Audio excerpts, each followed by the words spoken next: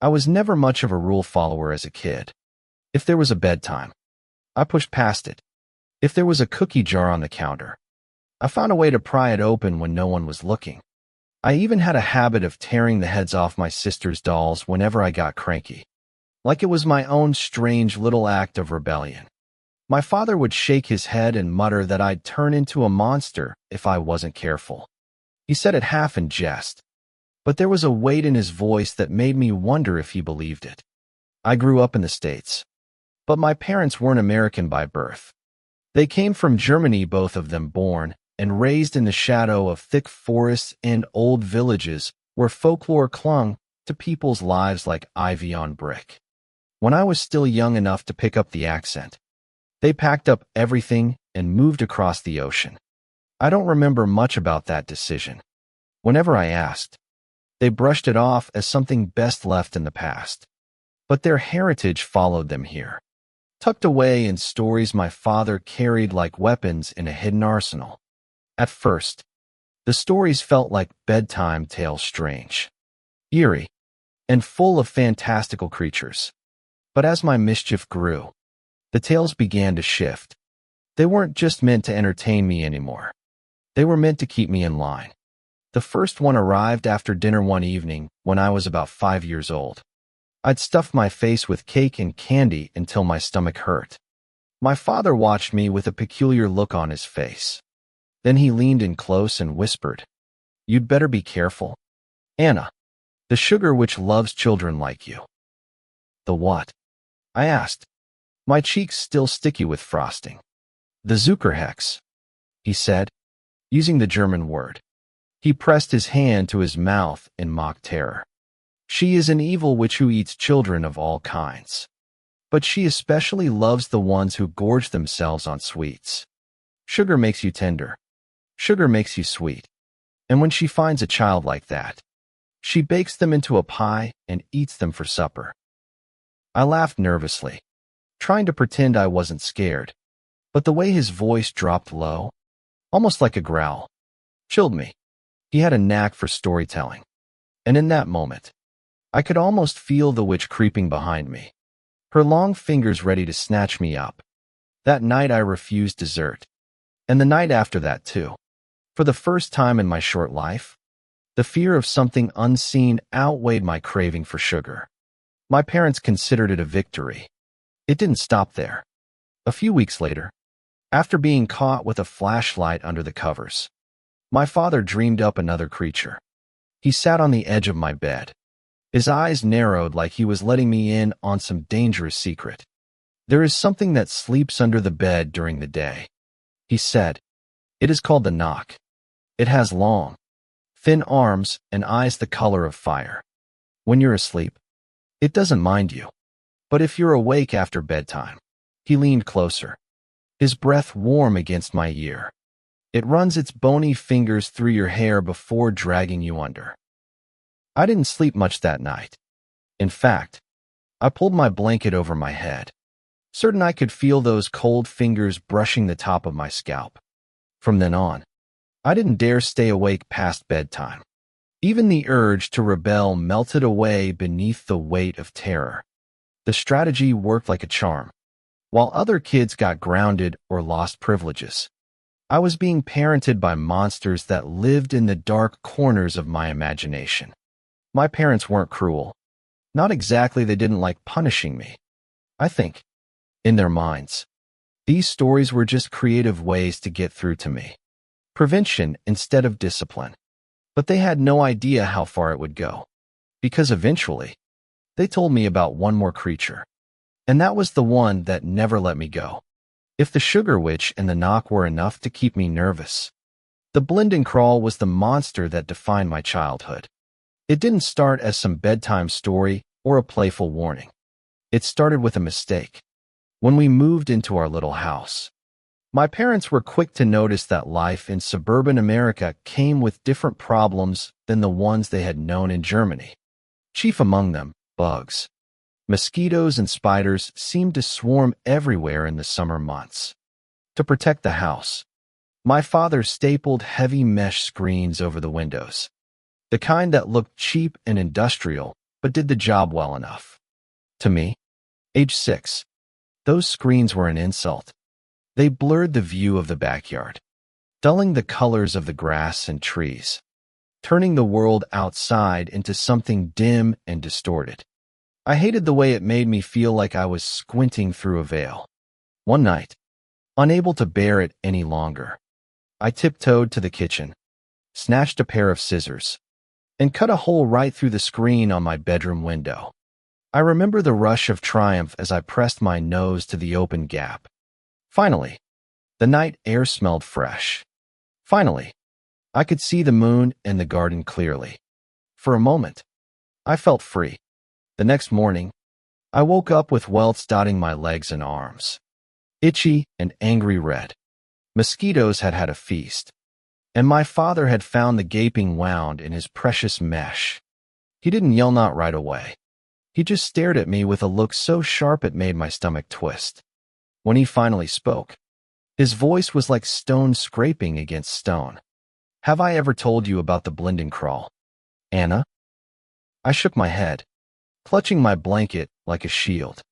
He sat down beside me, his jaw tight. "The Blindenkralle has no eyes, so it cannot see you. But it hears. It smells.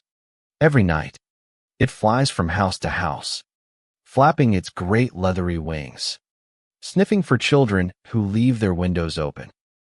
Already my throat was dry. His tone wasn't playful this time. There was no theatrical gasp, no mock shiver. He was dead serious. "And when it finds a window open," he continued, pointing to mine, "it creeps close. It reaches inside with claws as long as your arm razor sharp, and it snatches children right from their beds. Do you know why, Anna?" I shook my head again. "Because it loves the smell of fear. It can hear the beating of your heart from across the room. And once it has your scent, no thing, no mother, no father can stop it." His voice dropped even lower. "Its tongue is long and black, thick as a rope. It tastes the air, hunting. Its teeth are sharper than a crocodile's. And its breath." He paused, his eyes flicking toward the window. "Its breath smells like burning coal." He stood then, reached for the window, and clicked the latch shut with a heavy finality. "So don't ever open these windows at night. Not if you want to be safe. We only tell you because we love you." I didn't move. I couldn't. In that instant, I believed in the Blindenkralle with all my heart. Unlike the sugar witch or the knock, which I suspected deep down were inventions, this creature felt real. My father's voice carried something heavier than a fairy tale carried conviction. That night, and every night for years, I lay in bed too terrified to sleep with the window unlocked. Even in the sweltering heat of summer, I refused to let the breeze in. Whenever I shut my eyes, I could almost hear the slow beat of wings overhead, or the scrape of claws against the siding of the house. I pictured those claws curling over the windowsill, followed by a face with no eyes, only a wrinkled snout dripping with black saliva. The fear sank its teeth into me and never let go. I remember overhearing my parents arguing about it once. Late at night when they thought I was asleep, my mother's voice was sharp, furious. She told my father he had gone too far, that he'd planted something in me he could never pull out. My father, for the first time I could recall, sounded ashamed. He hadn't expected the story to take such hold, hadn't meant for it to last beyond a single warning. But the damage was done. For the rest of my childhood, the Blindenkralle ruled me. While other kids feared boogeymen or nightmares, mine was far more specific, far more vivid. I stayed awake imagining the rasp of its tongue against the mesh, the hiss of its breath filling my room. Therapy didn't help. Neither did the pills my mother eventually begged the doctor for. No matter what anyone said, no matter how rational I tried to be, the image was burned into me like a brand. The Blindenkralle was more than a story. It was real, at least in my mind. And nothing, not reason, not reassurance could change that. It took me over a decade to finally begin letting go. By the time I turned 17, I told myself I'd outgrown it. The monster was just a relic of a cheap parenting tactic. Nothing more. I buried it in the darkest corners of my memory, refused to say its name out loud. And for a while, life moved on. College, friends, first loves. I even found a kind of sanctuary in studying physics numbers and formulas that could be proven. Observations that couldn't be argued away. Facts. Reality. Those were safe. But fear doesn't really disappear. It just waits. And one night, years later, the Blindenkralle came back. By the time I reached my mid-20s, the Blindenkralle had become little more than a dark memory.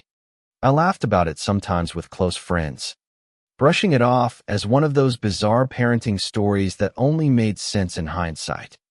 Therapy had chipped away at the fear. Logic had dulled its edges. And for years I lived free of the creature that once held me hostage in my own bedroom. But memory has a way of slipping back in when you least expect it. It happened during the hottest summer I can remember. I was living in a modest apartment on the 5th floor of a concrete high-rise. The rent was cheap, which was reason enough to put up with the paper-thin walls and the way the hallways smelled like mildew. What I didn't bargain for was how the place turned into a pressure cooker when the weather turned. That week, the heat pressed down on the city like a fist. Even at night, the air felt heavy and wet, as though every breath carried the weight of a damp towel. My sheets stuck to my skin. My hairline dripped with sweat, and the little fan I'd bought rattled uselessly in the corner, pushing around stale, overheated air. I tossed and turned for hours, cursing the building, the summer, the city itself. Eventually, I dragged myself upright and stared at the window. For years, I'd never touched it at night, not once. But as sweat trickled down my back, the latch seemed to call to me like a lifeline. It was ridiculous. I told myself. The monster wasn't real. It had never been real. The Blindenkralle was just a story my father invented to stop me from ruining mosquito nets. I was a grown woman with a degree in physics. I believed in what could be measured, not in shadows or fairy tales. So I reached over, turned the latch, and slid the window open a fraction. The rush of cool air was instant. Blissful. I leaned into it, closing my eyes as the faint breeze dried the sweat on my temples. Relief flooded me, almost euphoric. Why had I wasted so many nights suffering through stifling heat when all I needed was this? The air moved gently at first, then steadied into a soothing current. My body relaxed. For the first time in days, I felt myself drifting toward sleep. And then I heard it. At first, it was faint. So faint I thought it was just my imagination, a rattling, distant and metallic, like a ball bearing rolling inside a drum. I cracked my eyes open, heart skipping. The sound grew louder, closer, until it vibrated through the glass and into my bones. I sat upright, every nerve raw. That's when I heard the tearing. It was soft at first, the delicate rip of fabric under strain. But I knew the sound instantly. I hadn't heard it in decades. Yet it came rushing back with brutal clarity. The sound of scissors slicing through mesh. The sound of my childhood crime. The mosquito net. Something was clawing through it. My chest tightened. I wanted to slam the window shut, but my limbs refused to move. The tearing stopped. A heavy silence followed, thicker than the air itself. Then I heard another noise, something shifting, rustling, clinging to the side of the building. On the 5th floor, my eyes adjusted to the darkness, and that's when I saw them, 3 long, curved claws, glistening in the moonlight, sliding through the open gap of my window. The hand they belonged to was raw and pink, the skin translucent and blistered as if burned. Veins throbbed beneath the surface, thick and pulsing. Another hand followed, curling over the sill with wet strength. And then it leaned in. The Blindenkralle. For 22 years I had buried it, denied it, reduced it to a childhood bogeyman. And now it was here, flesh and blood, filling my window frame. Its head was grotesque, smooth and veiny, with no eyes, just loose folds of pink skin stretching back over a skull that seemed too large for its body. Its ears hung like ragged flaps, twitching at the faintest movement. Its teeth were jagged and innumerable, clicking together in anticipation. Where its eyes should have been, there was only more puckered skin, pulled tight and pulsing with faint veins. The stench hit me next, a choking reek of coal smoke and rotting meat. My stomach lurched, and then the tongue came, thick as my arm, black as tar. It slithered from between its teeth, splitting at the end into two writhing tips. Viscous liquid coated it, dripping onto my sheets and staining them in dark patches that hissed faintly on contact. The tongue moved with a mind of its own, flailing and probing the air like it was tasting for fear. I froze, every muscle locking. Sweat poured down my face, but I didn't dare move. I knew in some primal level that if I twitched, it would hear my heart hammering, smell the terror flooding my veins. The claws reached farther in, curling toward the bed. Something broke loose inside me. Adrenaline surged, tearing me from paralysis. I shot out of bed, hitting the floor hard. Behind me, the Blindenkralle let out a guttural roar, the rattling in its throat shaking the glass. It slashed at the mattress, ripping the pillow to ribbons in a single stroke. Feathers burst into the air, floating down like snow as its massive wings unfurled behind it. They beat once, twice, filling the room with a thunderous wind before folding back against its skeletal frame like a grotesque cloak of flesh. I scrambled to my feet, stumbling toward the door. My fingers slipped on the knob, slick with sweat. Behind me, the creature lunged forward on powerful, animalistic hind legs, the cloak trailing behind it. The distance between us vanished in less than a second. I yanked the door open and threw myself through, slamming it shut just as its claws raked across the wood. Splinters flew, and I bolted down the short hallway toward the living room. I thought maybe, just maybe, if I reached the front door, I could make it to the safety of the hall. But as I sprinted across the carpet, my foot caught on the edge and twisted. Pain shot through my ankle, sending me crashing to the floor with a cry. The apartment fell into silence. I lay there, whimpering, clutching my leg, listening to the awful quiet. My eyes locked on the bedroom door. It was still shut. For a moment, hope flickered. Maybe it had stayed inside. Maybe I'd gotten away. The hope died the instant the door creaked open. The rattling filled the air again. Louder. Closer. The wet thud of its claws striking the floor echoed as it padded into the living room. Each step shook me. I tried to crawl, dragging myself toward the door, but the sound was already upon me. Then I felt it, a claw pressing against my shoulder, forcing me gently, almost tenderly, onto my back. I looked up, and the Blindenkralle loomed above me, its eyeless face twisted into what could only be described as a grin, a cruel parody of joy. The tongue uncoiled, dripping its foul saliva. It lowered its head until its mouth hovered inches from my face. And then it licked me. The hot, slimy tongue dragged across my cheek, leaving a burning trail of black residue. I whimpered, too weak to scream, too consumed by the raw terror of the moment. The monster hissed softly, its breath reeking of coal smoke. And that was the last clear memory I had before everything went black. When I opened my eyes again, the apartment was quiet, too quiet. My cheek still burned where the tongue had dragged across it, but the creature itself was gone. For a moment, I thought maybe I had dreamed the whole thing, that the heat and exhaustion had twisted some childhood memory into a hallucination. But then I tried to blink. Nothing changed. I lifted my hand to my face, my fingers trembling. Where once there had been vision, there was only darkness. No shape, no light, not even the faintest glimmer. My eyes were still there. I could feel them, but they no longer worked. That's when I understood. The Blindenkralle hadn't devoured me like in my nightmares. It had taken only what it wanted. My eyes. I lay there for hours before a neighbor eventually found me, sobbing on the floor. The ambulance came. Then the hospital. Then a blur of doctors whispering words like irreversible damage and trauma to the optic nerve. None of them could explain how or why it had happened. None of them believed me when I told them. But I knew the truth. The Blindenkralle was real, and it had finally claimed me. For weeks afterward, I replayed the night over and over in my head.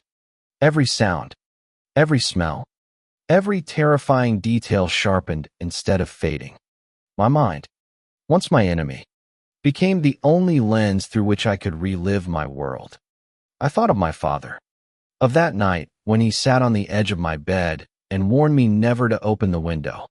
He had told the story to protect me, but in doing so, he had planted a seed that grew into a monster. And when I broke the rule all those years later, the monster answered. Now, every day I navigate a life cloaked in shadow. I type these words on a braille keyboard, my fingers moving with a rhythm I once never imagined I'd need. People ask me how I survived, and the answer is painfully simple. The Blindenkralle doesn't kill indiscriminately. It doesn't hunt for flesh or blood like some wild beast. It hunts for eyes. That knowledge is worse than death in some ways, because it means the thing is still out there, listening, sniffing, prowling through the night skies above neighborhoods where children leave their windows open. It means there could be others like me, scarred and sightless, silently living with proof that the stories we dismiss as folklore sometimes bleed into reality. And it means one day, it may return. I can't change what happened. I can't change the fact that a careless moment in the middle of a heat wave cost me the last traces of light in my world. But I can leave behind this story, the only first-hand account I know of the Blindenkralle. Maybe it will remain a warning, as my father once intended.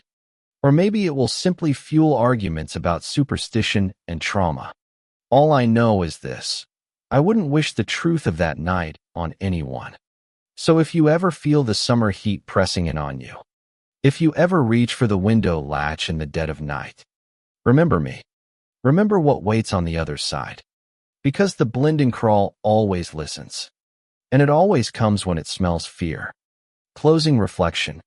When I think about it now, what frightens me most isn't just the monster, it's how violence and cruelty can creep into our lives in ways we never expect.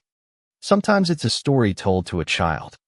Sometimes it's a punishment, or a threat, or a silence that leaves scars deeper than words.